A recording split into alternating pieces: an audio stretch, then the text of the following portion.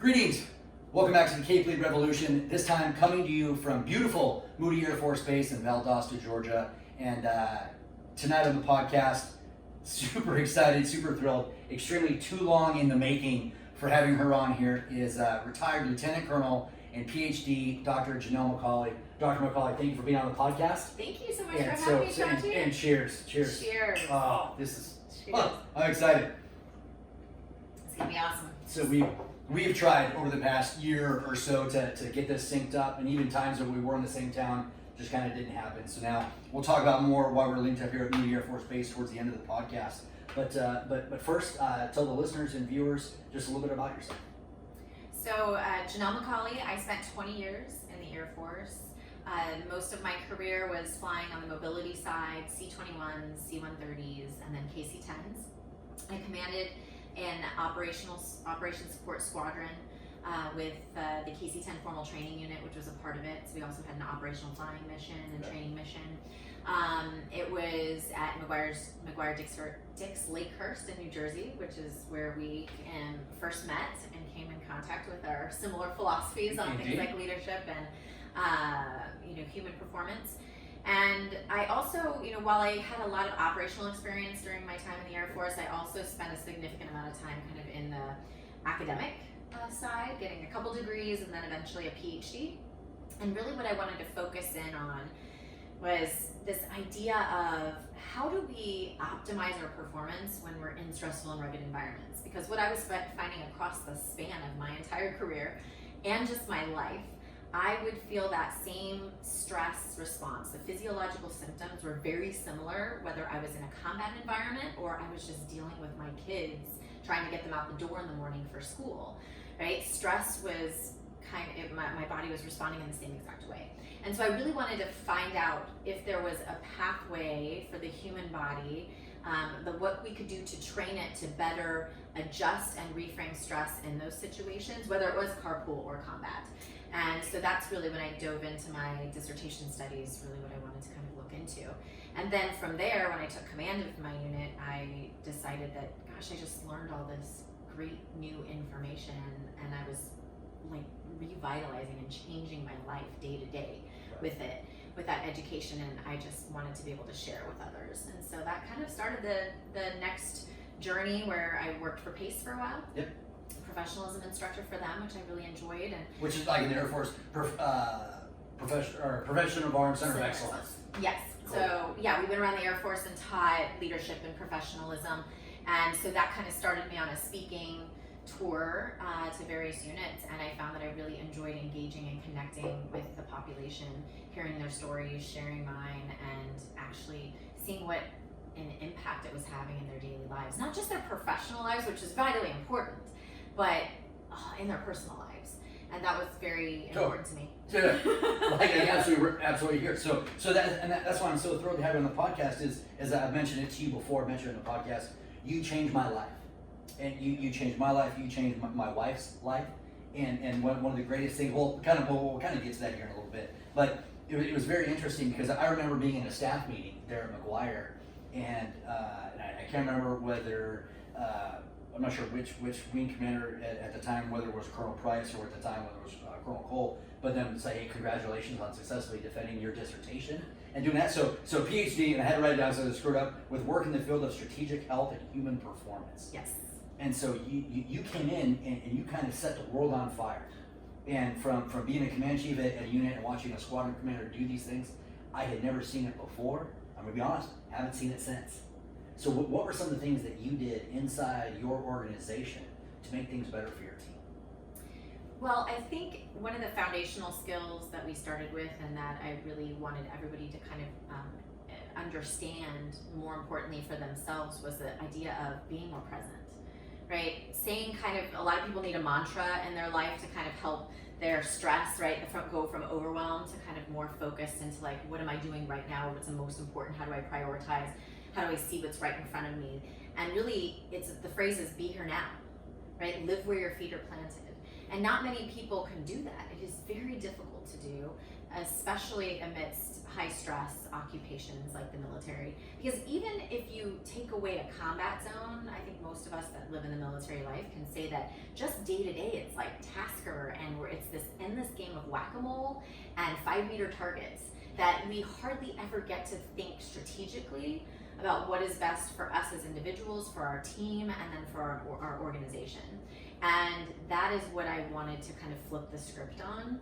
I didn't want all of the folks that I led in that unit to just be hitting those 5-meter targets all day. Okay. I wanted them to actually think about how they can make themselves better each and every day, make their teams better, make their families better.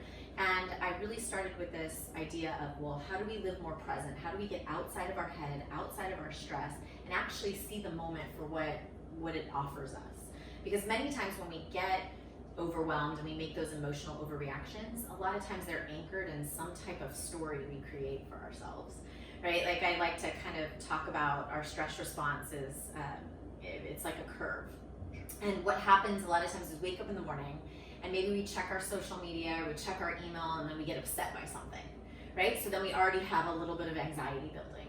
Then we are trying to get our kids out the door, and I have a young son. It takes him forever to find his shoes, right? Like that's always the stand. Like, where are my shoes? Why don't you always put them back in the same place, right? So then we're on edge a little bit more because then we're looking for shoes, and then someone can't find their homework, and then you're trying to get in the car. Then you drive to work, or you're driving them to school, and you hit every red light, and you tell yourself, this happens to me every single time I hit every red light. And then the two kids are in the back bickering at each other, right? And you're like, this happens every single time. And you get to school, you turn the corner, and you're like, get out of the car, have a great day.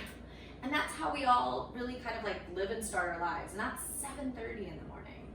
So now imagine a whole group, a whole squadron of people that start their day like that, all come together and now are supposed to be an effective team. So the first thing I really wanted to help people understand is build the awareness that that is happening, instead of listening to the stories and that this always happens and my life is always hard and I can never do anything right. The stories that we tell ourselves, instead of anchoring there to actually live more in the moment and get out of those thoughts that can be unproductive. You know, and it's funny because like for Cave, and I said to the podcast, carrying alignment, perspective, expectation. When I talk about caring, the thing that I want people to focus on for me is the acronym STOMP. Self, team, organization, mission, performance. And so the first one's self. Like I want them to be a little bit greedy. I wish we had a better word for this. You're right. Yeah, or whether it's selfish and or greedy. And I think mindfulness is the closest word that we have, or you can say kind of self-centered, but even that has a negative connotation. But just giving people the opportunity to think about themselves for a little bit. Right. And so starting the day for you, just like you're explaining, by the time they get to work by 8:30, they've had all that stress. They've already had all that anxiety, before you even walk through the front doors of whatever organization you are in. And that is, so number one, step one is recognizing all that stress. Awareness, that happens. And then for me, through you, it was oxygen mask. And so realizing when that happened, and then perhaps prior to that stress, making sure I had my oxygen. So if you would mind, just kind of explain to everyone out here the amazing oxygen mask analogy that has changed and forever altered my life. Yes. Well, after living, around airplanes for so many years, it just hit me one day when I was kind of going through this evolution in my own personal life, because I ended up in a really dark place at one point, and from the outside, everybody would have looked at me and thought, man, she has everything, right? I had a great marriage, and I had great kids, and I was leading teams and doing all the things that I was supposed to be doing in the Air Force to great success, but I was really empty inside. I couldn't find the joy in the things that I did. In fact, even when moments of success would happen, I was already worried about what was going to happen next, that I couldn't even enjoy the moment I was in. And so when I went back to school, that's really where I had this drive to just figure out a better answer so that I could kind of solve my own problem. Sure. And I started thinking about the whole idea of like secure your oxygen mask before you help others. And my ultimate goal was always, well, I want to lead and serve others to the best of my ability. And I always felt like it was selfish if I took time for myself to make sure that I was working out, or I was mentally strong, or I was doing the things that I needed that were parts of self-care. And so because of this idea of, and I had a really warped sense of what servant leadership was, right? Sure. I thought it was like, do everything for everybody and put yourself last, right? Leaders eat last. We're supposed to, we get the crumbs, like let everybody, and as a parent, right, I would eat the cold food because the whole time I'm getting up 20 times at the dinner table to get everybody else what they needed. So it was just part of my life. I didn't really know anything different, but I realized it was unsustainable.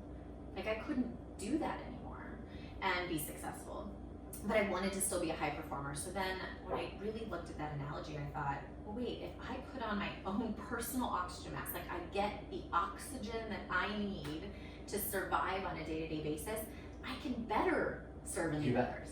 It's all connected. Get right with you before you can be right for anybody else. Yes. You know, and I love that. And so, and I don't want to try and bring up bad stuff. The one story that I love is the bathtub with your son. Yes. That seemed to be kind of, I don't want to call it the breaking point, but at least a seminal point to where you realize that things needed to change. You want to talk about that because that was extremely profound. Just as a guy experiencing, you tell that story. Yeah, it was. So there were two instances when, in the very beginning of my command, that gave me the courage to be vulnerable and the courage to actually change my life in such a way that it also changed my leadership.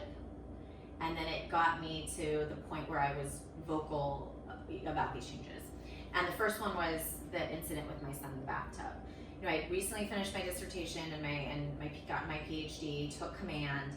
I was doing this as a single parent because my husband, who is also an active duty military member, was stationed, you know, not near me. So he was in a different state. And so I had two small children, a 2-year-old and a 7-year-old when I took command. Husband not living with me. Full disclosure, I did have an au pair because I couldn't have done it any other way. 400, you know, airmen, sailors, soldiers, and civilians that I led with an operational mission, multifaceted, complex organization. There was a lot of stress on my plate, and I wanted to be amazing, right? I wanted to be great flying. I was learning to fly the KC-10 again. I wanted to be great flying, being a pilot, being a leader, being a mom. And the pressure was intense. And I remember in this one moment, I thought to myself, I'm giving my son a bath. What a great mom I am, right? Like I am spending time with my son, even though I'm a commander and I have all this stuff to do. I'm going to make sure. I'm mom so hard. I'm mom so hard. Exactly. Hashtag mom so hard. I am going to do this because that's the kind of mom and leader I want to be, right? I'm going to come home and do bath time with him. Well, one night when I was giving him a bath, he stopped me and he just put his cute little hands on my cheeks, right? He's stopping me and he just looks up and says, Mommy, why are you so sad? I really love you, Mommy. And it was right then that I realized that instead of being present with him, laughing and loving and learning more about him, I was mentally distracted. Right? I was physically there, which is where my, hey, I'm such a great mom because I'm right here with my son, thought, right, the story came from. But in reality, I was nowhere near being present with him. Right. And that really was just kind of like a bottoming out moment for me because he is in that moment, he was the most important person to me. But in my head, I was thinking about my to-do lists and my work and what was happening and what I need to do tomorrow, right? But we do that so often with the people we love, right? We say, but I'm here with you. But I'm not mentally engaged, right? You have to be engaged with your presence. You know, and that's, you know, I ended up, when I left McGuire, I went to become command chief in the AOR. And then kind of for the sake of through that absence, it's time for me to retire. But that brought me to another year away when I was living in Texas. Mm-hmm. So those 2 years gone, my family was there. And like even my wife now, she's like, you know, you don't have to carry the 5-year-old everywhere. I'm like, no, I don't have to. I get to. You know, like I absolutely still can, but I don't think I would be nearly as present if you hadn't come into my life in 2016. You know, as far as how that goes. And so talk about 2016 had to write it down, 29 November 2016, you were on the Finding Mastery podcast with Dr. Michael Gervais. I was, yes. And so, that's my first podcast. Was it really? I've probably been on, I don't know, quite a few, 30, maybe 20 to 30 now, but that was my very first. So we'll talk more about Dr. Gervais here as we wrap this up. But how did that come about? How did he find you? Because now that I go through and I've had him on the podcast, which is criminal. absolutely love the guy, but I had him on before you, which is like absolutely breaks my heart. I know. You know, as far as how that goes. But you know, you see the people on there, and then how did YouTube link up? How did he find you to have a conversation about your background and everything, and how you got into mindfulness? So we met at a mindfulness conference actually Okay. through a mutual friend, Dr. Amishi Jha, who I've done. She does a lot of the research into high stress populations like the military. So I met her through my dissertation work, and then we've partnered on a few different studies within the military, the Air Force and such. And I was at a conference with her and General Pyatt, who's a lieutenant general in the Army, and also a big proponent of mindfulness. And so I met Mike kind of through mutual friends at that conference. But the interesting thing about, I think, Mike and I, when we first connected, was we noticed how many parallels there were between how he was engaging with athletes and how I was selling and engaging this whole idea of mindfulness with the military. You know, a lot of people are trying to figure out like the sweet spot with teaching mindfulness or teaching some of these mental training skills. As far as like how often do you have to train it, like when do you have, what's the exact length of time to teach somebody to actually effectively do mindfulness. And what I found is that if, as a squadron commander, if I were to tell everybody, hey, we're gonna dive into this mindfulness thing and I'm gonna teach you all about it and I'm gonna give you 8 hours worth of courses on it, I think a lot of people would have tuned out, right? It just would have seemed something that was unnecessary to their daily job and to what was going on in their life. However, when I modeled it, when I used language about, hey, I'm gonna close my door for 15 minutes because I need to center myself right now. I need to take a mindful minute for myself. I think that then started people on a path of curiosity. I also, as a leader, tried to be very present and exemplifying, like, I'm going to respect you enough that I don't even have my phone near me when you come into my office, but you're gonna also leave your phone outside the office too. No phones inside our meetings. We're going to start meetings with mindful minutes. We're going to actually not be the storm. We're going to be the calm in the storm when everything goes to chaos around us. I'm going to teach you how to do this. Now, I didn't start with just hey, mindfulness is what the skill said. We actually coined it, go to the cloud, if you remember. I do. And I got that from my very first leadership offsite. I actually asked them, hey, I'm going to teach everybody about their stress response because I think we all need an awareness of it and how it can drive our decision making. So once I teach you about that, we need a trigger kind of to get everybody down from the high of the stress. And we kind of came up with, let's call it go to the cloud. And so that kind of became a buzzword within our unit. And so then you just build on that and you just create opportunities to start doing mindfulness. And I think Mike and I really connected when we realized that's a lot of what he's had to do in the athletic world. You've just got to exemplify, show it, and then help them, execute it into creating those training opportunities throughout their day, right? Not to go into this whole extensive, it's more about the doing than the talking about. Absolutely. Right?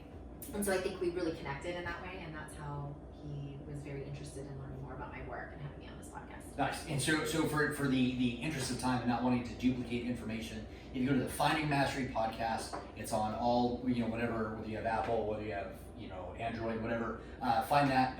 And the episodes are dated or numbered by date. So you have to go to 29 November 2016 to see the interview with then Lieutenant Colonel Jannell MacAulay. So check that out. Background, everything, while she went to the Air Force Academy, and kind of get in a whole lot more background. So that's absolutely huge. But as we kind of hinted on it here, only because I've known you for so long, 4 L's.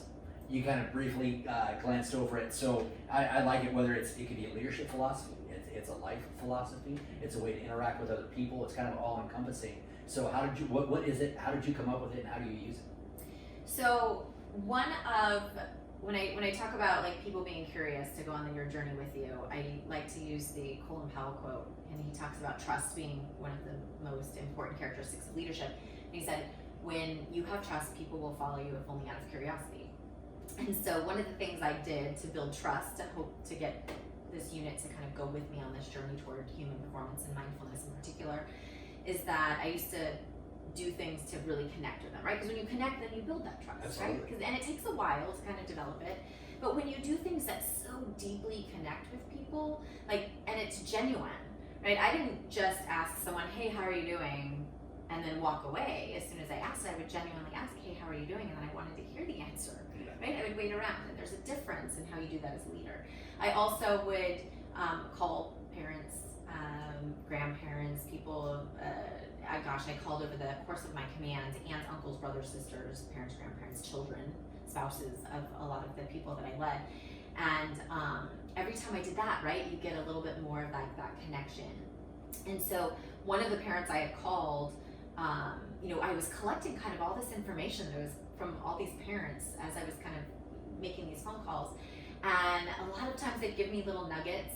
And one of the parents actually talked to me a little bit about laboring, and that being something that they instilled in their kids, because the son that I talked about was like a really hard worker, and they're like, oh, I instilled like a lot of laboring, but we also had a lot of love and laughter.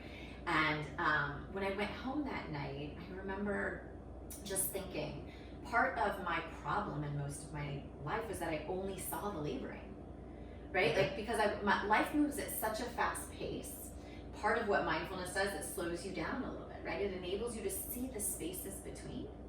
And I kind of made the connection that, gosh, when I slow down and see the spaces between, that's where the laughter and the loving and the learning are.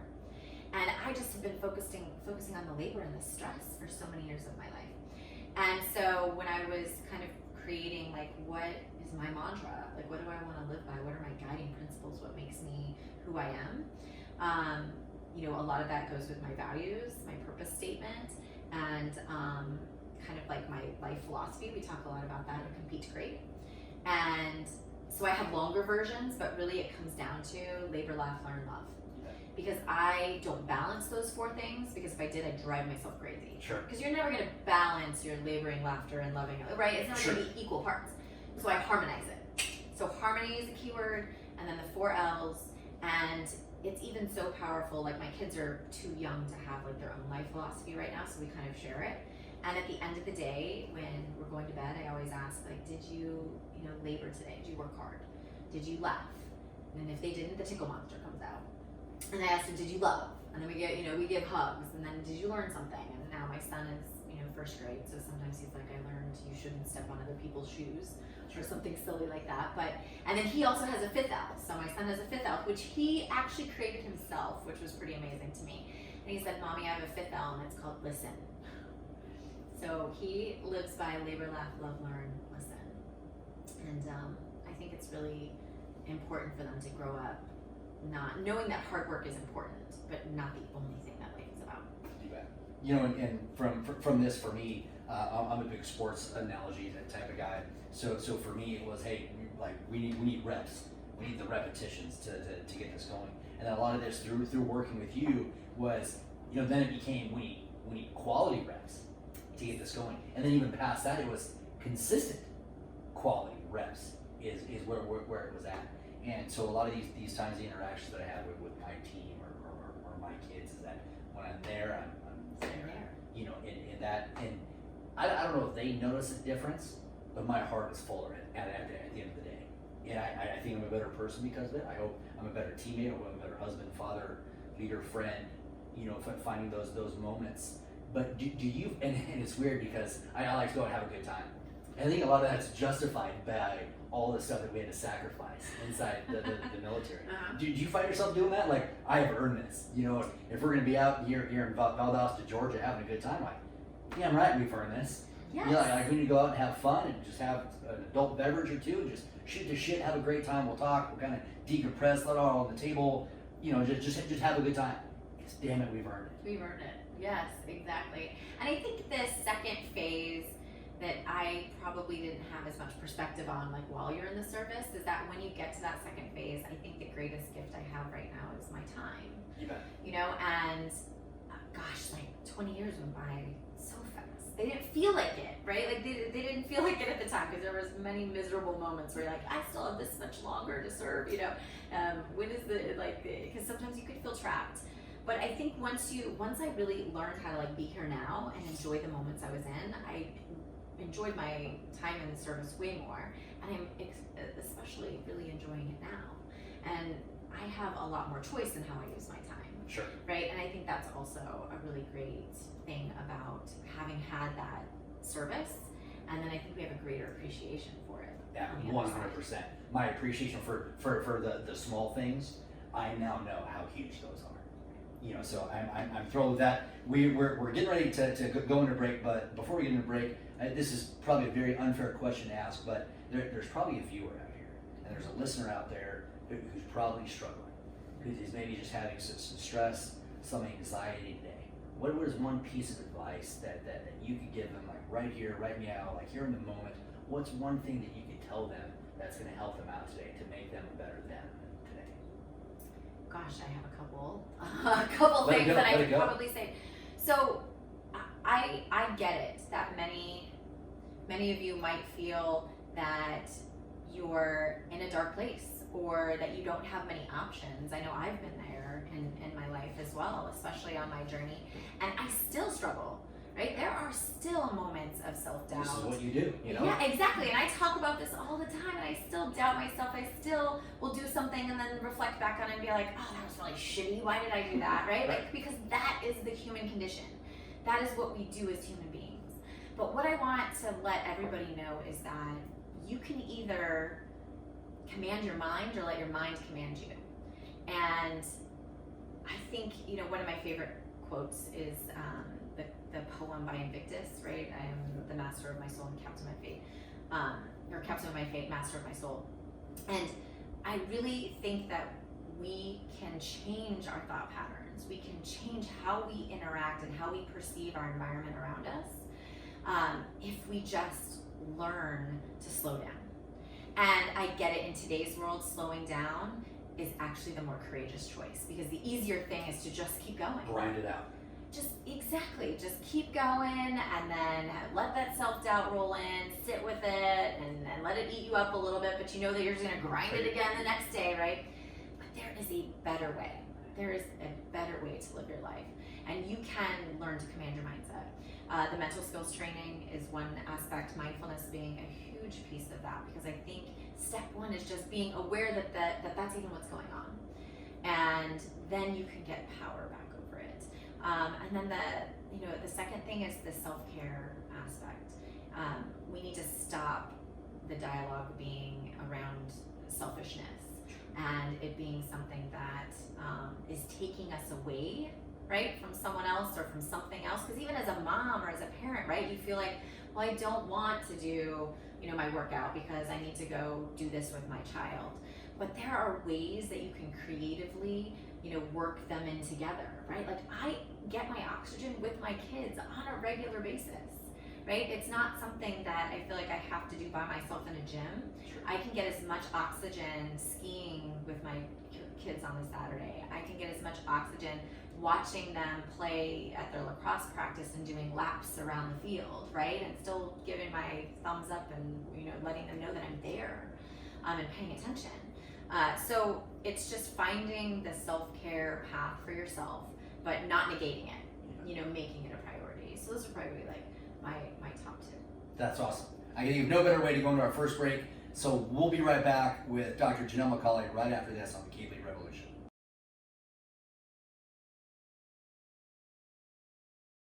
Welcome back from break. Here again with Dr. MacAulay. So we'll kind of do a quick kind of cleanup from the first session. So we had talked about some of the big moments in your life to kind of focus on mindfulness. We talked about the one with your son in the tub. And you had mentioned too, what was the second thing that really helped you kind of focus in on some of the mindfulness practice? Well, one of the issues that I faced was when I took command and I knew that all these great skills would benefit myself. I knew they would benefit my airmen, but I was scared to talk about them, right? Like out loud, Sure. To actually say, hey, I meditate.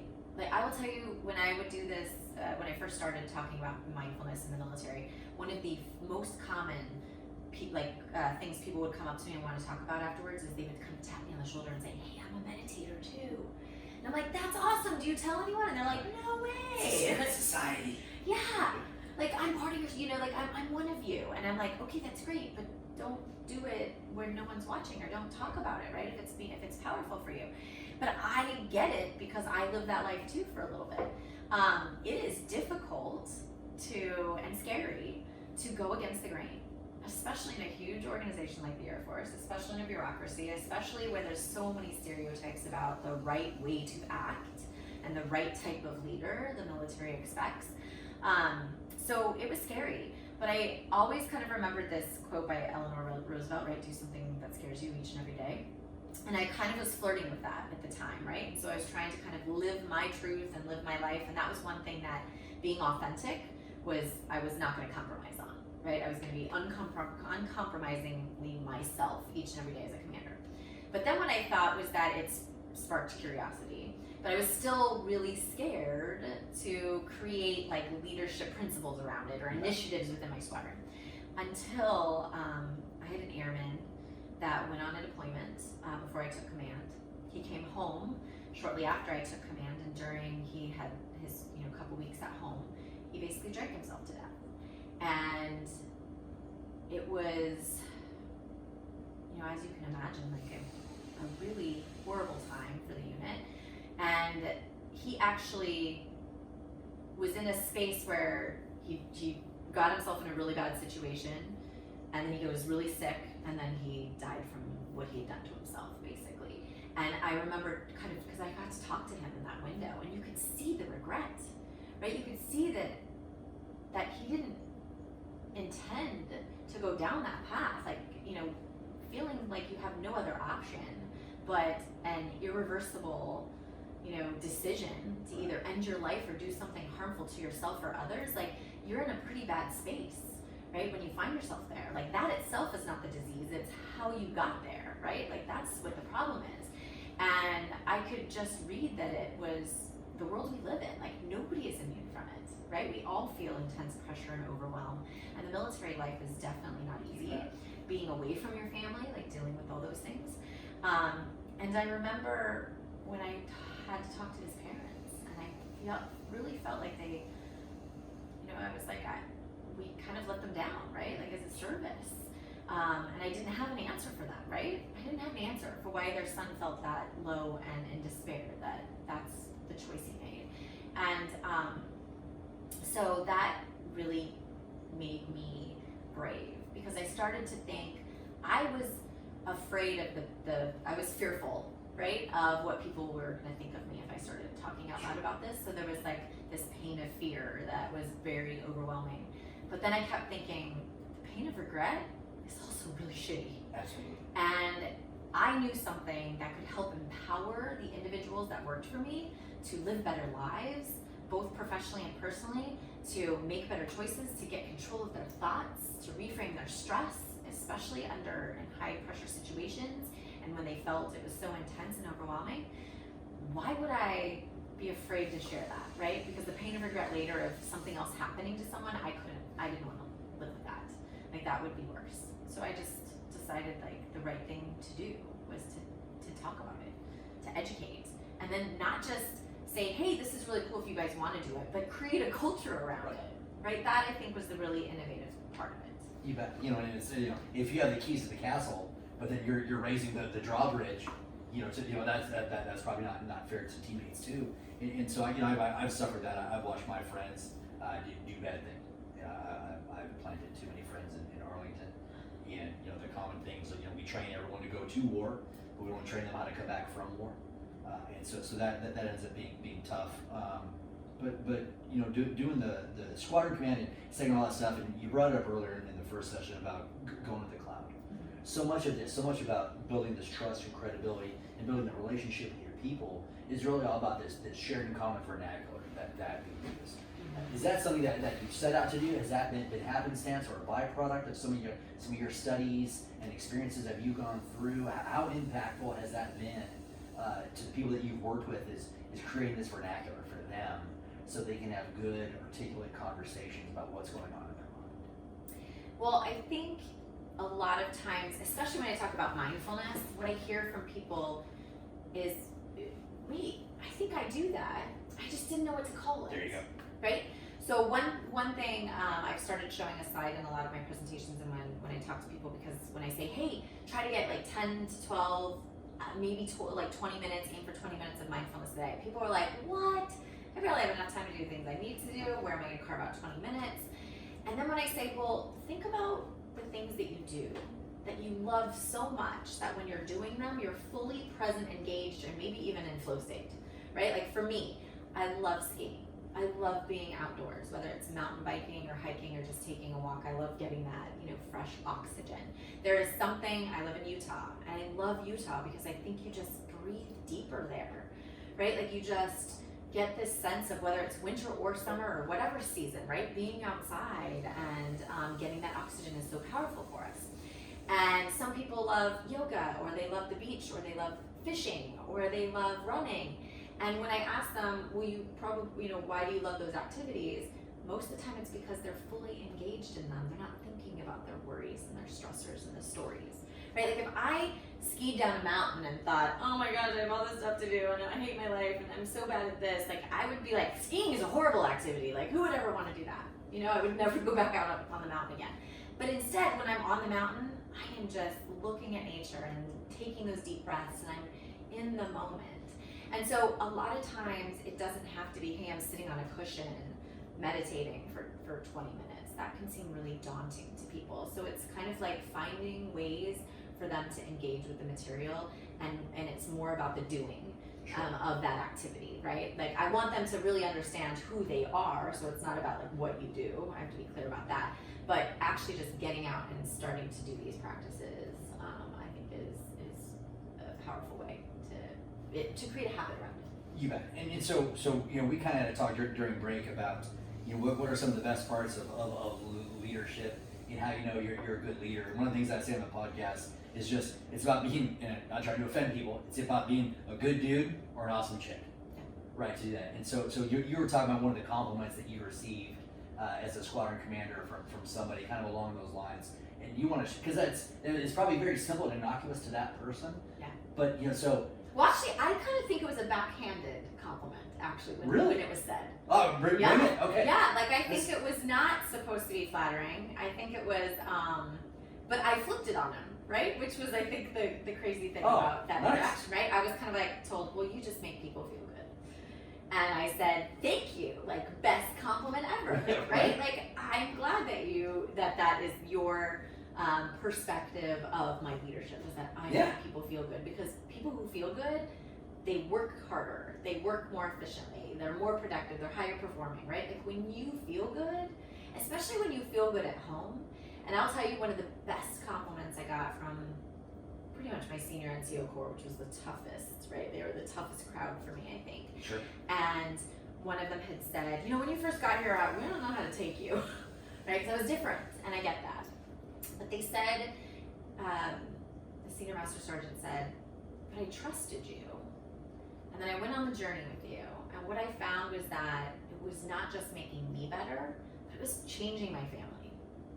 And that right there, like, I don't care about winning awards or whatever my unit was going to do. If every single, or if the majority of the people in my unit were having positive effects within their family because of their experience of being part of that squadron, that's amazing, right? Even one person having that change. The fact that you affected the command chief of the wing that you were in, I think speaks volumes to that. As far as what kind of culture that you're trying to put out there, what type of relationship you're trying to have the people that you're interacting with. And this is twice now that you're mentioning is, as far as the senior NCO Corps, that they probably weren't adaptive to change. And I've absolutely obliterated change from my vocabulary when it comes to leadership and interaction. And you mentioned it in the first half. It's about evolution. Like, can you listen? Can you be in touch with all the different environmentals around you? And can you find success through that? And one of my favorite pictures is a tree that has fallen over and the branches are still growing up. Yeah. Half the roots are exposed, completely laid on the ground, but still growing and thriving. I love that. The tree didn't change, but it did evolve. Yeah. And it found success to go through that. So one of the evolutions that you had as a leader inside your unit, inside the squadron, was no email Friday. Yes. Explain that. So no email Friday. Actually, I had heard that someone else had tried it. I think in a different wing before as a potential leadership tool. Or just kind of like and actually I think it was more of like an efficiency tool for them, like that you're not on email so I can get other stuff done that day. And when I really wanted to think about how I was going to engage and connect, right? And I know it's hard, 400 people to lead. Like, it's really difficult to know everybody's names and their stories and what's going on. But I felt like I was going to be really horrible at it if I just sat behind my desk all day. Sure. And if I let it, my calendar would control me. I mean, most leaders today, like, your calendar will control you because it's just meeting to meeting, phone call to phone call, right? And most of the time, it's very superficial type interactions. And I knew that to be the type of leader I wanted, I needed to A, get out from behind my desk, and B, connect at a real personal level. And if you go back to like Maslow, right, and the hierarchy of needs, you know, we taught this a lot in PACE when I worked for them. You know, the bottom is the physiological, right? Do you have a paycheck and a place to live and food to eat, right? Most people in the Air Force do. And then the next level is the safety, right? Do you feel safe? There's some issues with psychological safety, but most of us are fairly safe in our environments. And then, you know, there's a level of love and belonging and self-esteem before you get to self-actualization, but we would always go, okay, you have your physiological needs, you're safe, now bam, be awesome. Yeah. And then we'd be mad when the airman wouldn't be awesome. We're like, what is wrong with this guy, airman? Like, it can't be awesome. And I was like, well, because we're not giving them the love and belonging and feeling like someone actually cares, right? Someone actually wants to connect. So that's where the calling parents came from, or calling someone special. No Email Friday. How was I going to get to know anyone unless I actually got out there? So No Email Friday turned into every Friday I would rotate which flight. I had 10 different flights with 10 diverse missions. But by this, she had people everywhere.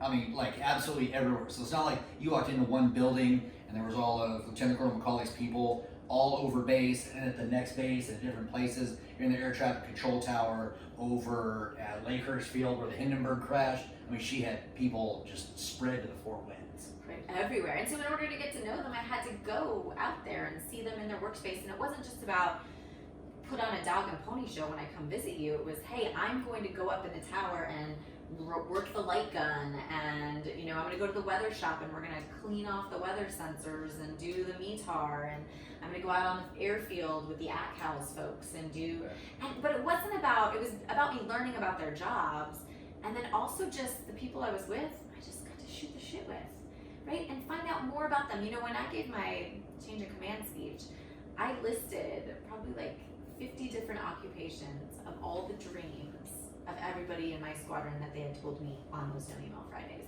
I want to be an actor. I want to be a doctor. I'm gonna go to OTS and be a pilot someday. I want to write a book.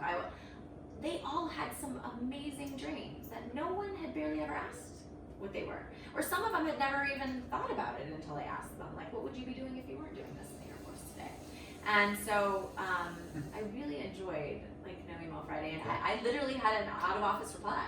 Like, it would say, welcome to No Email Friday. If you need me, call me on my phone, right? I'm out and about with the rock stars of the OSS.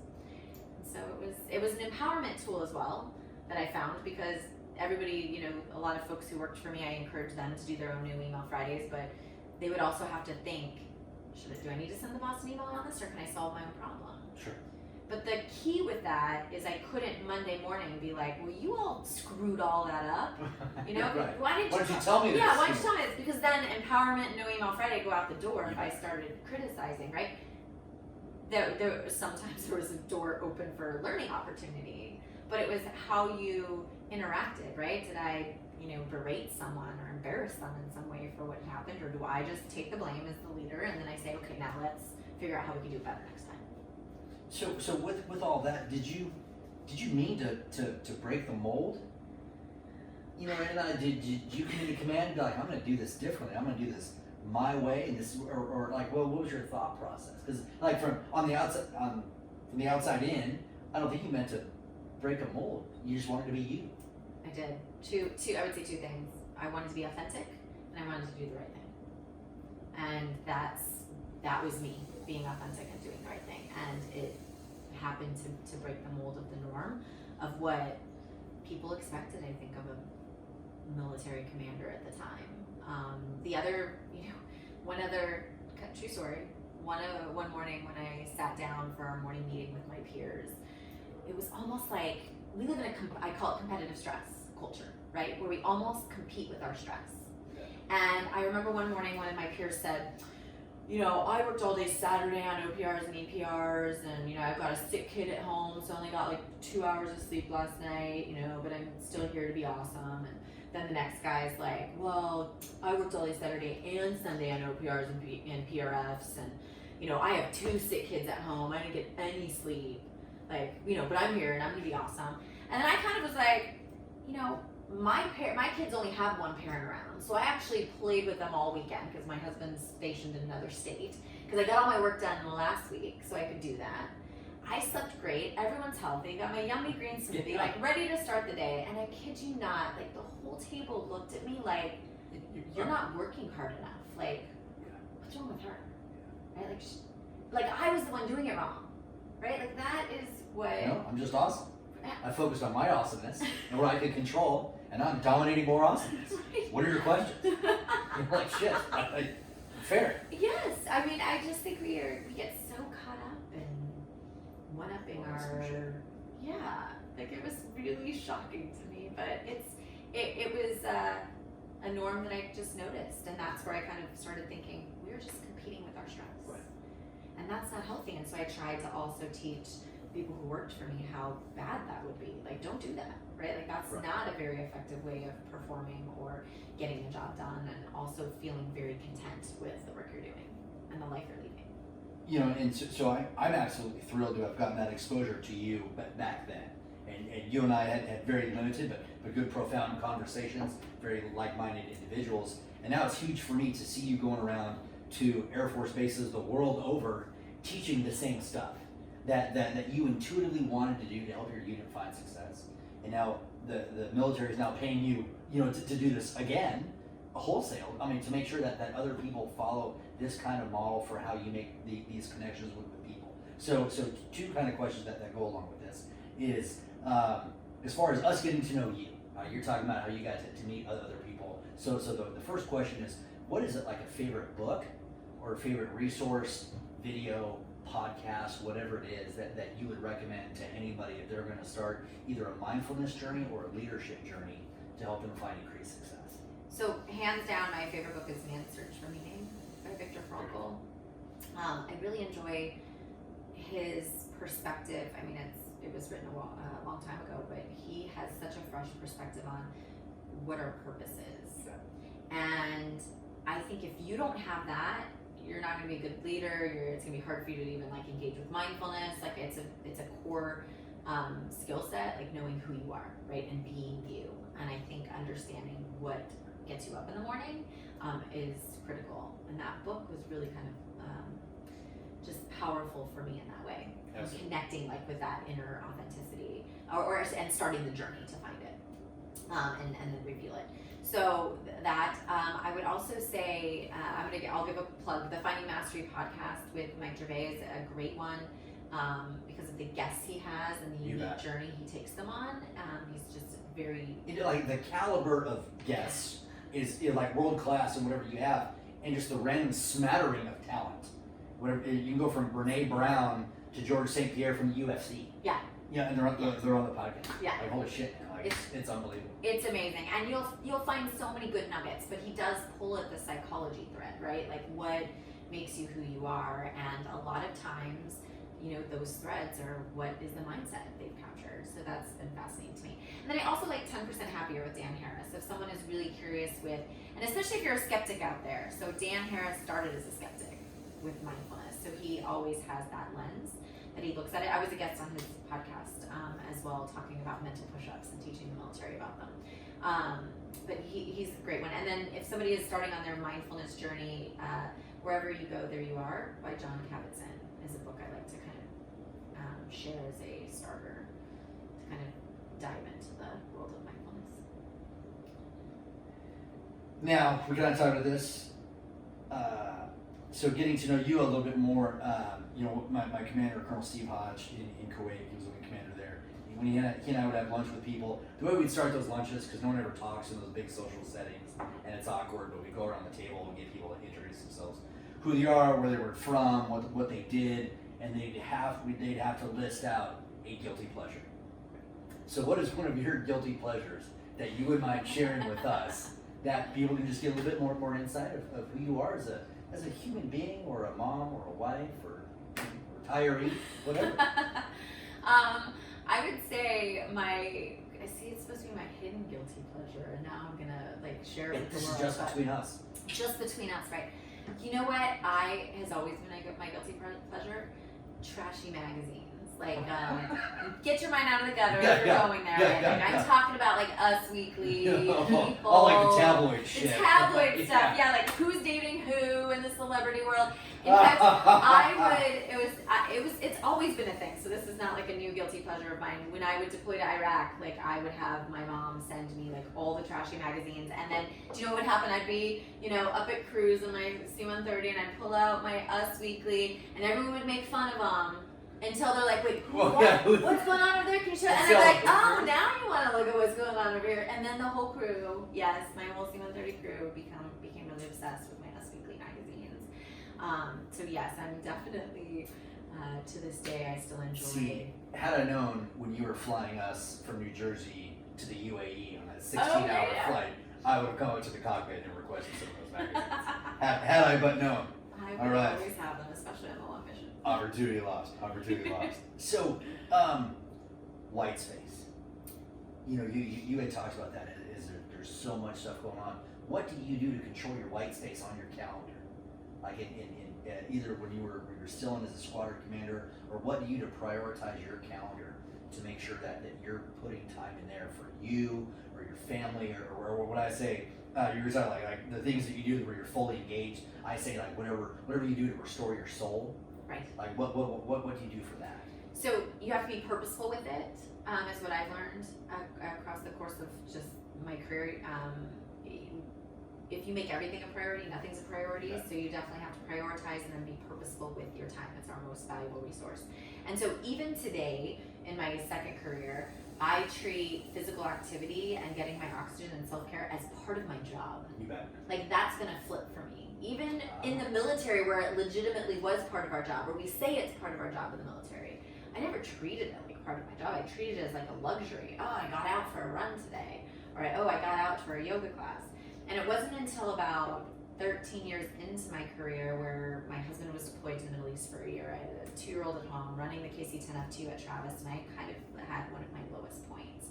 And it then became, that's when I found yoga actually. Okay. I'd been introduced to it like 10 years before, and I just could not sit still. I couldn't understand why I would want to sit still. Like that was not how I was built, right? Like I don't sit still, this is not beneficial, I'm not doing anything, like this is not helping. And so when I was kind of at that crisis point, it was out of necessity that I needed to find something for me. Because all day long, people needed, it was like decision fatigue.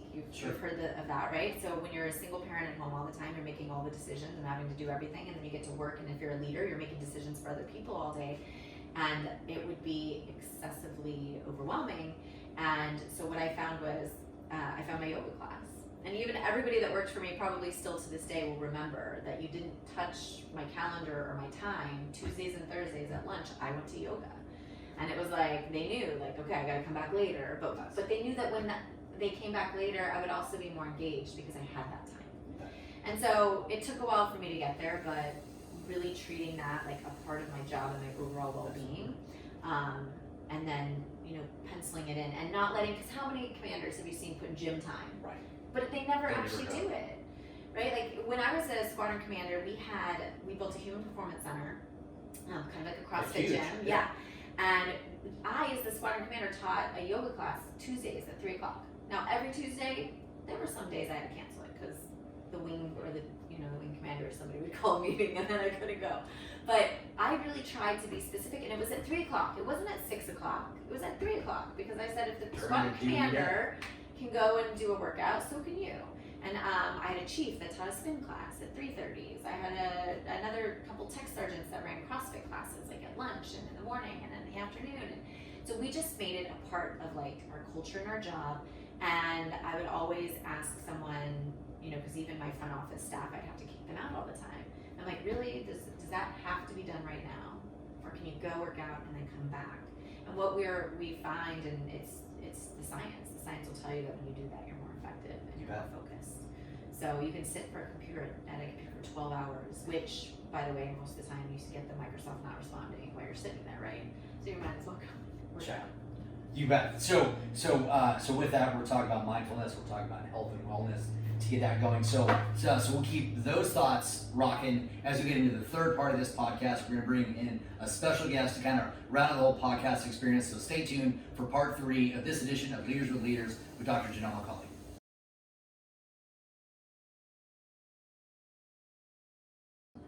Greetings. Welcome back from break. As you can see, we have a guest with us. So super excited to have a guest along here with Dr. MacAulay is Courtney Thompson. Courtney is a 2-time Olympian. She played on the Olympic volleyball team for 10 years, stacking up gold medals, bronze medals, silver medals, anything that you could do. Avid athlete. So Courtney, thank you very much for being on the Cape League Revolution. Yes, thank you so much for having me. I've been enjoying this conversation and happy to be part of it. So tell us a little bit about you and what you did and why you did it and why you're here. Yeah, so I grew up with 2 older brothers. I'm the youngest, the only girl, and a little bit undersized. And for some reason, I chose the sport of volleyball. You know, she grew up competing like a lot of us do, and following my brothers around. And played in college and thought that would kind of be it. And barely got my foot in the door on the USA team. And then just had that thought, like, man, what would it feel like to go to the Olympics? I want to know what that feels like, you know.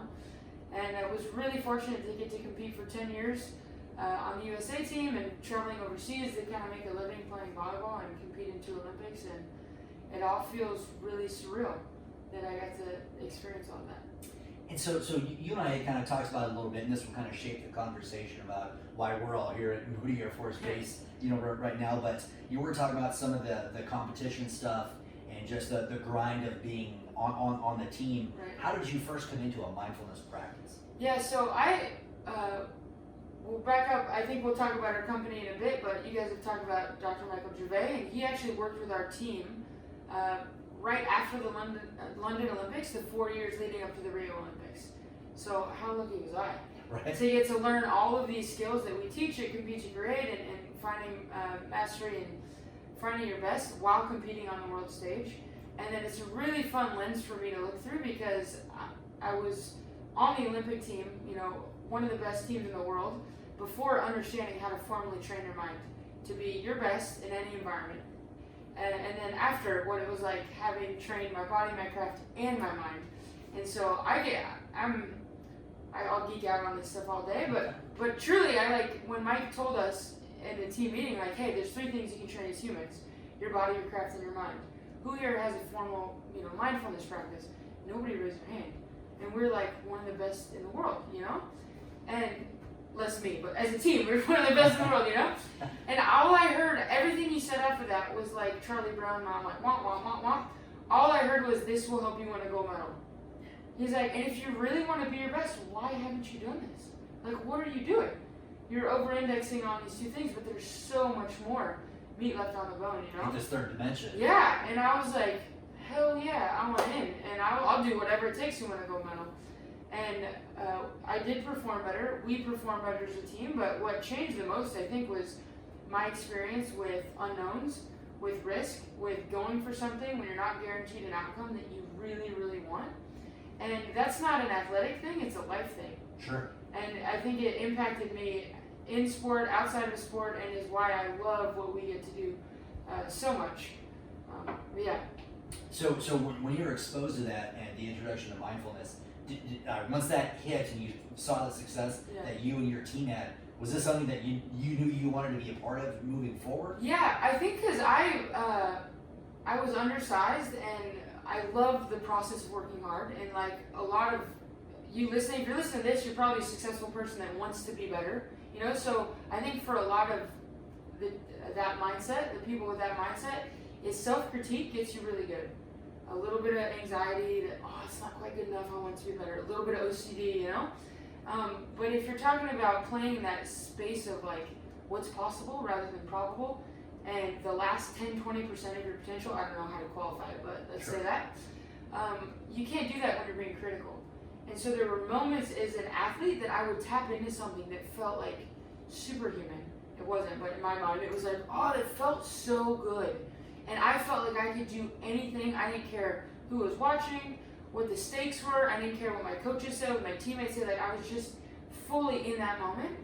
And it was the first time in my life that on the USA team where hard work and success weren't linear. And so what got me there was just sheer, like, I'll do what other people won't do. And then I was in an environment where everybody was doing that, and they were more physical than me. I was like, well, shit, Yeah. you know? You had to beat the grind. Yeah, and so I was getting my ass kicked, like, every day, and I didn't travel for the first 3 years on the team, like, ever. And so what did I do? I doubled down on what got me there, which was, like, hard work. Like, do more, do more, do more, do more.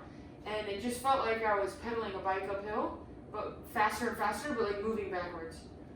And I didn't get how to, like, unlock that, I tap into whatever that was. Sure. And more importantly, I didn't know how to do it consistently.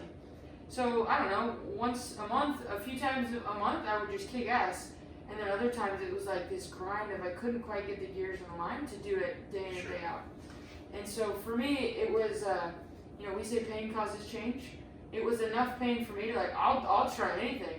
You know, and I had this a little bit of like a fluffy lens on mindfulness, like, okay, am I gonna wear Birkenstocks, hug a tree, like eat granola, and then do this? Like, how is this gonna help me play better? What? Like, I didn't see how it correlated. So it was a process for me, but once I truly invested and started feeling the benefit, it was like game over. I'm all in.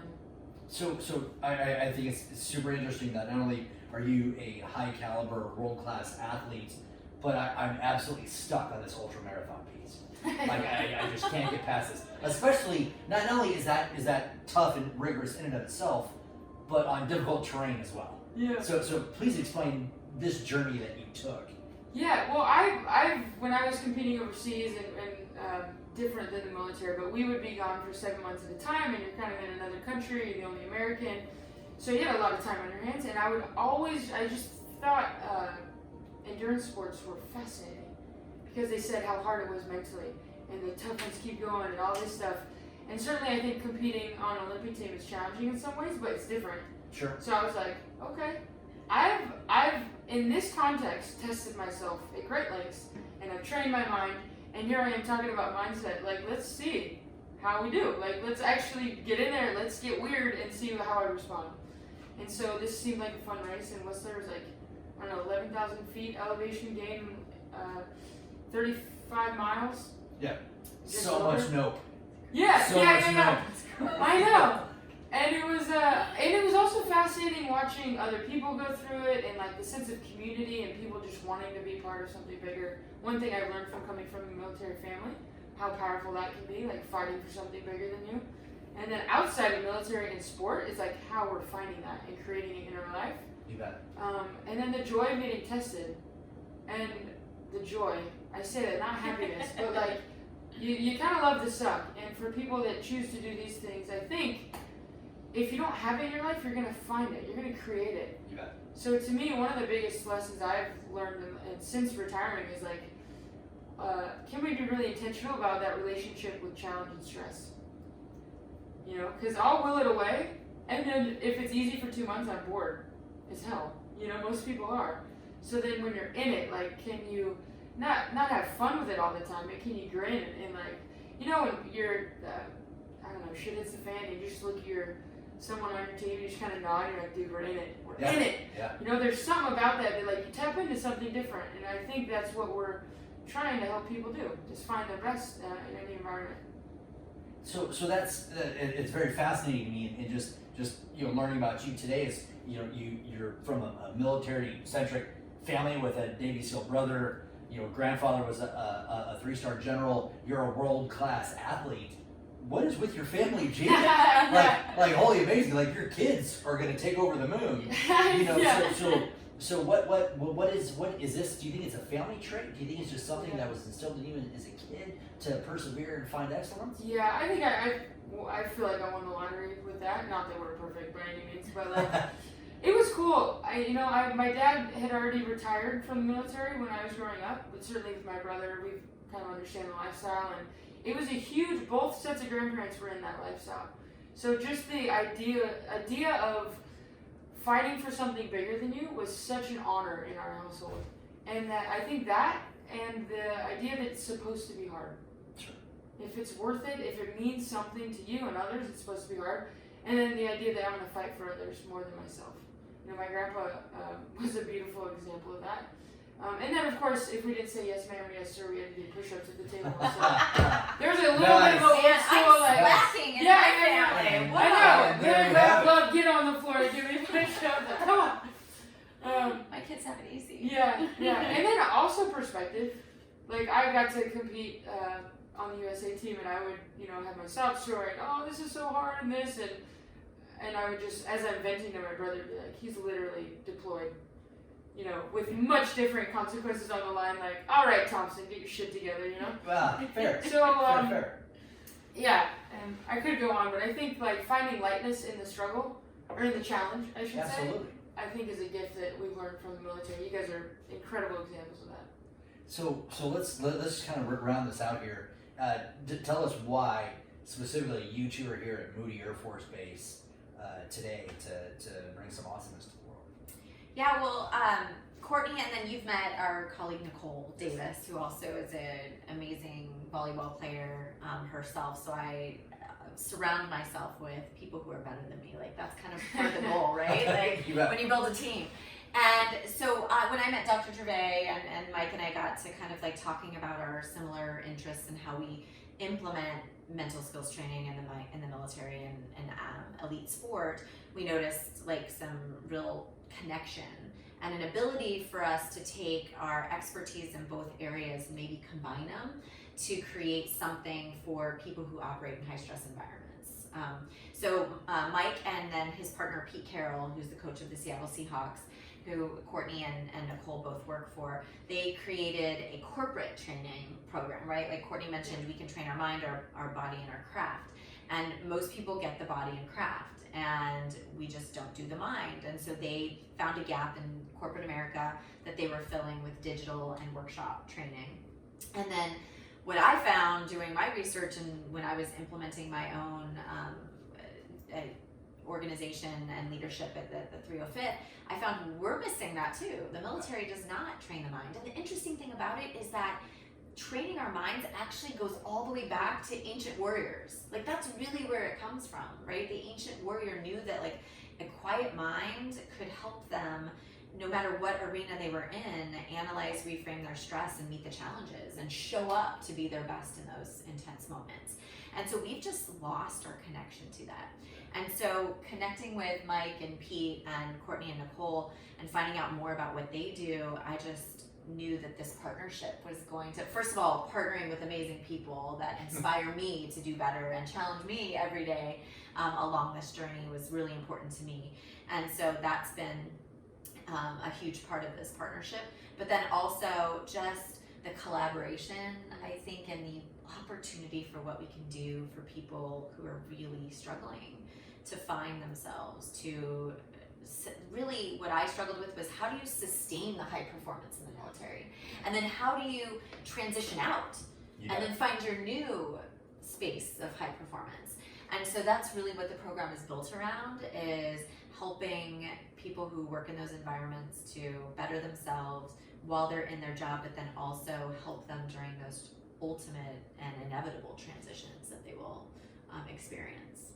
So far, what has been the most rewarding type of engagement? So probably a dual question, so each you get a time to answer from these type of engagements. So whether it was somebody came out and said it was something really impactful, there was a surprise question, there was an unintended or unanticipated benefit from some of these things. What are some of the things that you've seen so far, or maybe just a class that you kind of tapped into something maybe you weren't ready for, or the audience wasn't prepared to hear? What are some of the things that have come up during these trainings?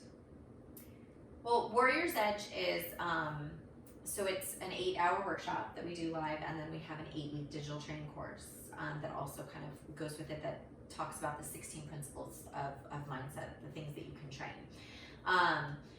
We're recently launched, so we've only done a couple pilot programs at Moody Air Force Base, Schriever, now we're back at Moody, and then we have a couple other engagements in the future. But I know this is Courtney's first military engagement, so Nicole can work with me on the other two. But the feedback, I mean, we're back at Moody, right? We did this Yeah. once before in the spring, and they invited us back because they thought the training was so powerful for their population that they wanted more people to kind of experience it. So I know I can talk about with some of the military folks we've engaged in, I mean, this is changing their life. It is making them more present with their family. Like a lot of people immediately after the training, they start committing to making changes. You know, we like to think we're not like these motivational speakers because motivation is such a fleeting moment of time, Sure. right? It's more transformational. Yeah. How are you going to feel something during the training so that you go and change something about yourself in the future? Yeah. I echo that. When I admire so much people that are trying to be their best, even more so when they're trying to do it to benefit people around them. Like Sure. truly. So the best thing for us a lot of the time is just getting to be in it with people that are on the path that we are aspiring to be on. And we're all in it together, you know?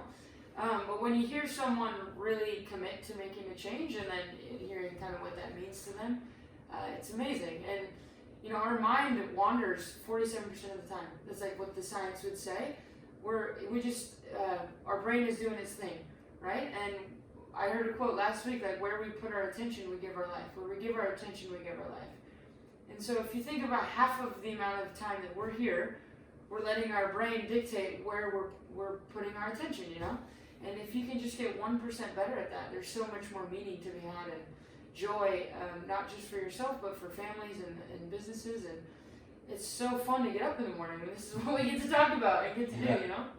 You know, it was a lot of fun. It was like my last year before I retired. I turned my command chief star, went back to my career field, and just kind of faded off into the sunset. But my squadron commander had an opportunity to go to Dyess Air Force Base, Texas, and hear you speak. And it was very funny because he came in the next day and he talked about, and he was addressing the whole squad. He's like, listen, I know that half of you aren't even listening to me, and the ones that are listening to me, you're only hearing half of what I'm saying, right? So he got to like the He half. was paying attention when I told him. You know, and he was paying attention. So it was very funny to hear that. Not funny. It was just really great to hear that play out based off of our interaction, but then through different circles and channels to watch this pay itself forward inside military organizations, which ends up being huge. So do either of you have any personal goal in this? Like, is there anything that maybe you've told yourself, like, hey, this is something I want to achieve through this. This is something that I want to affect. This is the number of people I want to train. This is the number of units. Like, what does I guess what does success look like to both of you for this endeavor? I love this question so much. You So know many this. layers, yeah. That's great. I would say my goal changes. Okay. So back to language and how we would talk about it. For me, the vision is to help people enjoy the pursuit of what's possible. So I think it's easy to play in probabilities and what's likely, but that space of unknown and risk, like I said, and really playing in what's possible, life is just so much richer. So when things pop up or opportunities come up, or hey, do we want to run this course or this course for parents or for military? Should we combine this? I get stoked if I think, that's going to help people enjoy, the inevitable challenges that come with trying to be your best. So for me, that's how I like to think about it. I do have goals, but they shift quite a bit. Okay, fair. Yeah, I would say we talk a lot about excellence, especially in military environments, and I've always really thought excellence is really that constant and continuous pursuit of trying to reach your full potential, right? Like, it's not like a destination you get to. It's like every day you wake up and you think, I'm going to be better today. And what I've learned is that we need skill sets to get ourselves there. And I know how hard the military life is, and also Warriors Edge was also built for first responders, people who work in high stress worlds, judges and lawyers and medical doctors and people who are under immense stress. And my dad was a police officer for 30 years, and so I really understand that community as well and the stress that they're under. And so if we can create something that can help them in that pursuit of excellence and finding their true potential and seeing what is possible for them, like, that excites me. And and then on the flip side to that, my whole intent as a squadron commander was always, I didn't really care if someday someone would remember that, Lieutenant Colonel MacAulay taught me that I only pay attention half of my day or whatever. But what I wanted them, or that she taught me mindfulness, what I wanted them to remember was that when they were part of the 305th, like the organization that I led, when they were part of that unit, they're a better person because of it, right? Like they somehow grew, changed, challenged themselves, took risks to come out the other side closer to finding that true potential. And so that's kind of how I see our work. Like when we engage with these populations, like I just want them to leave and be better, right? And just be a little bit better, and then get addicted to that, like being better. And I think that's what most of us that have really had that evolution in this space have found, that it's addicting. Like when you see how great you can become when you really get in touch with your mind, and you really understand how it's critical to how you show up and be your best every day. So with that, I think we get it on military sense. We're trying to get there, we're trying to show up every day and kind of get that. And most of our listeners and viewers are military background, just based off of my inner circle and people I coordinate with. But competing athletically on a world stage, how did you do this? Yeah.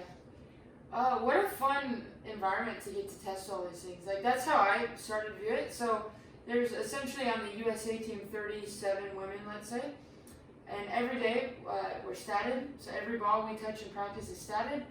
At the end of the practice, they rank you by position, they post it, and they say, okay, we're going to compete for 4 years, and at the end of this, we're going to take 12 of you, ready, go. And so just getting to the Olympic team felt like, holy shit, like, I could do anything, I thought. And then I got to my first Olympics, and I was like, holy shit, I'm at the Olympics, and it was the first time in my life I've hit this hard toggle of, like, I've done the work. Like, I've earned the right to be here. I know I've done everything I could do. And then being really overwhelmed by the moment. Enough so to where, you said it before, like, I don't know if you've ever you've reached a goal, like a huge goal in your life even, and it just felt like relief at the end of it. And I think it's such a miss, And there's a constriction around the outcome in that space. And when you can, I guess, let me say before this, when I was a kid, and people say, do you guys say, like, it's the journey, not the destination that counts? Right. At least I had coaches and teachers say that. I was always the kid in the back, like, bullshit, you've probably never won anything, like, come on, like, of course you're saying that now, Yeah. Because outcomes were so important, and they still, like, I still want to win more than anything. I won a bronze medal, it's not the new gold, I don't know who started saying that, like, it's very much third place. But I will say, what shifted for me after London was like, man, we dictate our experience in any environment. Like, you can be in the best scenario ever, the Olympics or whatever, and you can be miserable. And it wasn't the whole experience, but there's time, and hearing other people's experience in that, it's like, wow. So the gift that I think it gave me was like getting to wrestle with, what do I actually want from this? What am I driving towards every day? So instead of just winning, which it was for, 18 years of my career, 16 years, it became, can I show up fully in each moment? And can I dictate that? Because that's a beautiful thing. And it allows me to kick ass, way more than being so tight with the outcome. And there's a freedom of expression in that, and like a joy of like, I'm so excited for this opportunity. This is what I've trained for. I can't wait for this, And it's how my brother talked about going on deployments or being called to do stuff. It was like, yeah, we get to go. And I learned that from him. And I was like, oh, what am I, And he was actually supposed to come, I don't know if I'm allowed to say this, but he was supposed to come to Rio, keep it vague, with my family to come watch the games. And last minute he got called out, and I remember texting him. And I said, it's like we're both getting to go to the Olympics right now. I didn't know where he was going, Sure. But like this is life. Like you prepare, and then you go get tested. You learn, you wrestle, you do it with people. You lock arms with people. And to me, that was the most joy I had was when I showed up, just trying to be all of me in each moment. And there's an aliveness there that I aspire to have. That's awesome. Yeah. So again, kind of another dual question. What do you think is the biggest pitfall that people have in either practicing mindfulness or understanding mindfulness or taking care of themselves, just just one quick thing, like their biggest pitfall perhaps that you see, other than generalized ignorance that I had for so many years. So we'll just eliminate that. Past that, is it pride, is it culture, like, well, whatever, I would say self-critique. Okay. Or like, I don't know, I'm not good at it. Like when I sit down, my mind wanders, We hear that a lot, or I don't have time. Which I felt too when I was just starting. I was like, I could be doing this. But what I found is that I was so much more present the rest of the day that I was that much more efficient and effective, as you kind of alluded to. And then our mind is like a drunk monkey, so it's all over. So the point in training is to notice when it's gone and come back. And that's the push-up for your brain. Yeah. And so, I think that's a misconception. Like, it's okay if it's hard. It's like going to the gym and expecting not to be sore. That's how you get better. Yeah. I would say, perfect, spot on. Two other ways to think about it. The attachment for perfection. Because I know that's what I struggled with in the beginning. Like, if I didn't do it because I ran out of time that day, then I would be so angry at myself, right? And then I'd have judgment. Then I'm late for yoga! Yes! And so it would create this extra stress on me. Or I'm a list person, so I used to put practice mindfulness on my to-do list. And then when I got to the end of the day and I was like, shit, I didn't practice my mindfulness, I felt bad.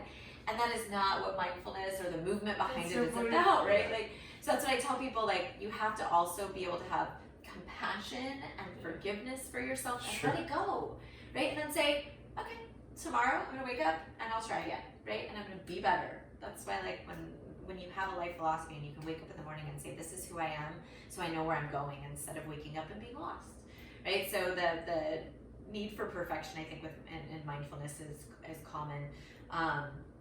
And then another aspect of just finding the time, for it, like we talked about earlier, finding ways that it works for you. Even for me, I don't even do a 20-minute sit down of mindfulness anymore, because I found I am such a high stress person. I just am naturally driven, type A, competitive, high stress, that if I would do 20 minutes in the morning, maybe by 1 o'clock, I was all gone. Right? I'd be good, and at 1 o'clock I was losing my shit again. And so what I found is that when I do minutes throughout the day, I keep more of a mindful feeling throughout the course of, the entirety of what I'm doing. I found that to be the most effective way for me to kind of implement it in my life, because I still lose my shit regularly. I do. Sure. But I think what happens is I catch it sooner now. Right? Instead of having the emotional reaction, yelling at my kid or honking the horn in the car or saying something this always happens to me, before I get there, I sense it coming, and now I have a mechanism and a skill set to bring myself back down. So that's really, it's that awareness, because, most of us aren't going to be the calm, monkey mind, their whole day. So you have to find what kind of works for you. And I'm not even sure if I'm there yet. I'm just trying to focus on the fact that, hey, this is where I am amped up, and this is where I have patience for so many certain things, and then sometimes I have zero patience for anything. And so I'm just now trying to figure out what that threshold is. Yeah. I think step 2 is now trying to figure out, as I'm approaching that, to get that going. So I can only hope and pray that I kind of get there one day. It's one of the but again, just trying to be kind of figure out how that works for me and how it works for everything else. But is there anything else? So we'll kind of wrap up the podcast here. I don't want to wrap up on a negative phrase question, because I speak with positivity. I'm a positively shaped guy. So what would you like to share to our viewers and our listeners out there? One last parting shot for mindfulness. Well, I'll probably make just a last pitch on Warrior's Edge, which mindfulness is a key component, right? It's one of the 5 pillars that include all the 16 principles that we teach around mindset. And so mindfulness really is kind of the starting point. But Warrior's Edge, our intent is to increase awareness, right? Bring performance-enhancing skill sets through mental skills training to high-stress occupations. And then one of the issues that I think a lot of us have, just as kind of you were describing, some things set you off, some things you're fine.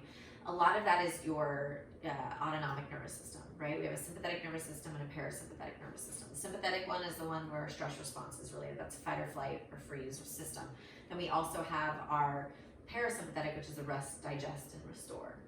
The military teaches us how to be warfighters, which is sympathetic activation, and it's addictive like dopamine, right? Like we feel more comfortable being sympathetically activated. And so part of also where I think Warrior's Edge is very critical and valuable to these populations is that we introduce the parasympathetic on an equal playing field, because you need to be able to operate in the sympathetic. Like that's why a lot of times we're like, let's go, we're going to war, like this is my thing, this is what I trained for, let me go. The problem is how do you come home from that when you've never been taught how to engage the parasympathetic side of your physiology, or you've been taught that we don't talk about that, or you shouldn't take deep breaths and meditate and be calm and slow down. Like that's not what we identify with. And so that's, I think, another key aspect of what Warrior's Edge brings in a new and innovative way, using that warrior athlete model. And I mean, athletes probably aren't even, they all don't understand that as well. Oh, far from right? it. Like far from it. It's really for everybody. And so yeah, like we make great war fighters. We need to help, war fighters, police officers, people who operate in the sympathetic. So now we just need to, on equal playing field, exercise that parasympathetic, teach people how to use it effectively. Oh, awesome. Yeah. Courtney. I was gonna, in that line of thought, like our brain is wired to do amazing things and keep us alive and survive, but there's no redundancy. So the same like systems that are firing when we're in these gnarly environments, fire when we're afraid of what other people in the room think of us, or we get an opportunity to speak, or we get an opportunity to go for it in front of our kids or something where we don't know the outcome, So if you think about all of these moments in our life that are there for us to just like experience this like beautiful, hard, challenging things, that we're doing here, it keeps us, we play it safe, because we go into, we have this physical response.